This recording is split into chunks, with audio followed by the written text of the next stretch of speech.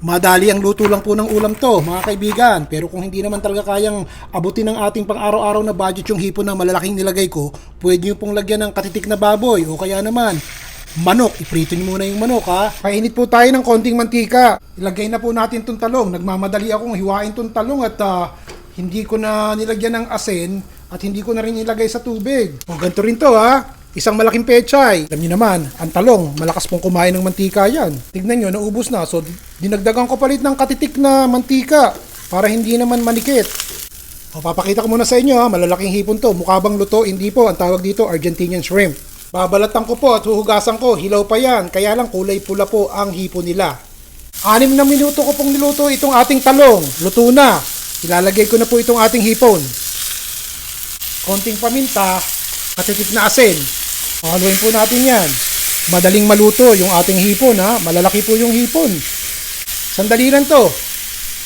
O isasalin ko muna rin sa pinggan ha. Buksan po ulit natin ang kalan.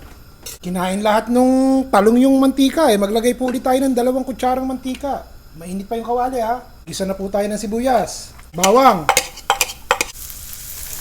Pagkatapos ng ilang minuto, lagay na po natin tong ating yellow curry. Depende sa tapang ng curry ang gusto nyo ilagay. Ito po, 2 kutsara eh. Parang mahigit pa eh. Isang pakete oh.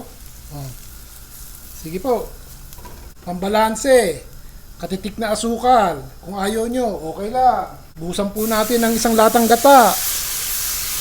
Haluin po natin yan at lutuin natin yung ating gata at saka yung ating yellow curry. Bantuan nyo ng tubig. Ito po ano ba to? 1 tasa. Hindi ko ilalagay. Kalahati lang na tasang tubig. Sa ngayon, hayaan po natin kumulo. Patisan nyo na. 2 kutsarang pates. Bantuan nyo ng konting lemon juice o kalamansi. Mga 2 kutsara. Hindi ko na po ilalagay itong isang sili Konti lang ilalagay ko at baka umanghang na matindi. Hindi makain ni Manang. Haluin po natin yan. Tikman nyo na rito.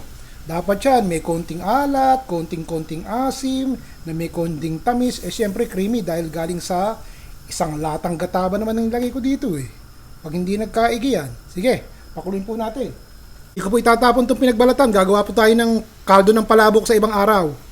Kung gusto nyo maglagay ng isang Knorr cube, lagyan nyo po. Ngayon, kumukulo na. Ilagay na po natin itong ating dahon ng pechay para may berde. Sige, ilubog po natin dito sa ating kumukulong gata at curry. Palagay ko, idadagdag ko pa itong kalahating tubig. So, 1 tasang tubig po ang nilagay natin. Adjust nyo po yung lasa. Takpan ko muna at hayaan nating malantay yung ating pechay.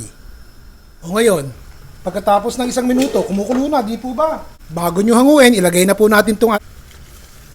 Bago nyo po patayin yung apoy, 1 halo lang.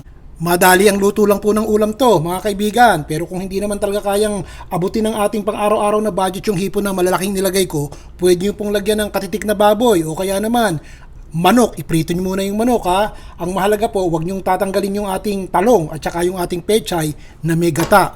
Lagyan nyo rin ng kalamansi. Ganun. O siya, hanggang sa susunod po muli. Bukas, gagalingan din natin yung mga simpleng ulam lang, madaling lutuin at masarap kainin. Yung papawisan po kayo. Ayos? Ron Vilaro po.